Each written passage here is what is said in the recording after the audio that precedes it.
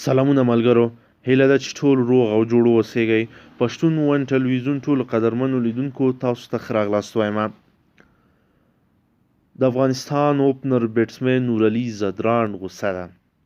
دی وایي چې نیوکې حق لرئ، خو تر حده د کرکټ تر حده تاسو حق لرئ چې نیوکه وکړئ. راځئ چې نورعلي ځدراڼ څه وایي. د افغانستان ملي لوبډلې د پیل توپ وهونکی نورعلي ځدراڼ چې اوس مهال په نړیوال جام کې د افغانستان لپاره په انګلستان کې لوبېدلی، له خبریال ډاټ کام سره په ځانګړې مرکه کې وویل چې هر کله د یوې لوبې لپاره میدان ته ښکته کېږم نو بیا دا نه وایي چې دلته د نورعلي ځدراڼ لوبه ده، بلکې زموږ په سینه د افغانستان بیرغ لګېدلی وي. نو هر څومره چې مو توان وي د افغانستان لپاره لوبه کوو. نوموړی وایي چې تل مې هڅه دا وي چې د هیواد لپاره ښه لوبه ترسره کړم. هغه وایي چې کله هم میدان ته کوزېږم نو لوبډلمشر یا روزونکی پلان راکړی وي، هڅه کوم چې د هغوی پلان په سمه توګه سرته ورسوم. هغه زیاتوي هر لوبغاړی خفه کیږي چې وسوځېږي یا هم خپله وکټه له لاس ورکړي، په ځانګړې توګه په هغه وخت کې چې کله د لوبډلمشر لخوا راکړل شوی پلان عملي نشي. زموږ د لوبې پر مهال نور هر څه هیر وي، یوازې دا زموږ لپاره مهم وي چې د افغانستان لپاره لوبه کوو او باید بریا ترلاسه کړو. هغه وایي که چیرته لوبه بایلو هم هڅه مو دا وي چې له مقابلې لوبډلې سره ښه لوبه ترسره کړو.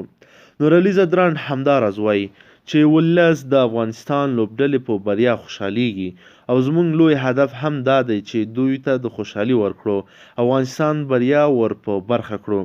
هغه وایي چې په تیر اسیا جام کې په لوبډله کې نه و، خو کله چې په لوبې ته ناست و ډېر به احساساتي کېده، خو کله چې بیا په لوبډله کې لوبیږي نو هیڅ پریشر نه اخلي. هغه وایي چې د یو مینوال په حیث لوبه کتل ډېر زور غواړي. هغه وویل چې زه ټولو لوبغاړو ته وایم چې کله مینوال په لوبغاړو نیوکې کوي نو هغوی ته څه مه وایئ، ځکه چې ما دا خپله کتلي دي چې کله یو څوک په ټلویزیون لوبه ګوري نو د هغه احساسات بیا څه وي.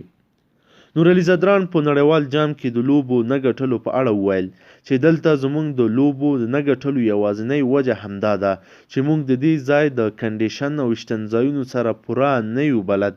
هغه وایي چې موږ په آسیایي هیوادونو کې لوبې کړې نو د هغه ځای له کنډیشن او ویشتنځایونو سره ډېر بلد یو.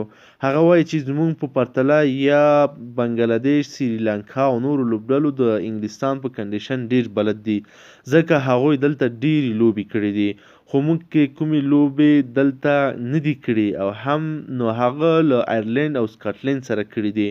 همدا لامل شو چې زموږ لوبې له سختو لوبډلو سره وي او موږ هغه شان لوبې ونه کړای شوې لکه چې په کار وې.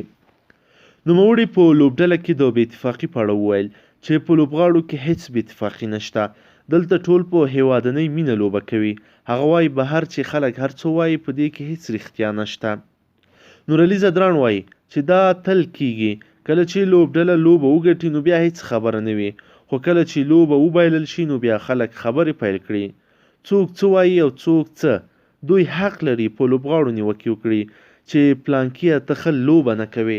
هیڅ لوبغاړی په دې نه خفه کیږي، خو د یو لوبغاړي په شخصي ژوند پسې خبرې کول دا ښه کار نه دی.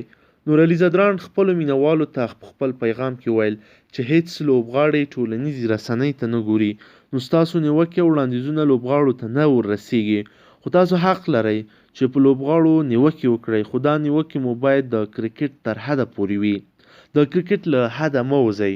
نو د نورعلي ځدراڼ له مینوالو او د افغانستان ټول ولس څخه دا غوښتنه ده چې نیوکې وکړئ، د کرکټ تر حده وکړئ، پرېږدئ چې دا نیوکې مسلکي خلک وکړي، زموږ شخصي ژوند پورې مه راځئ. تاسو دا حق نه لرئ چې د کرکټ د لوبغاړو د ژوند وګواښوئ.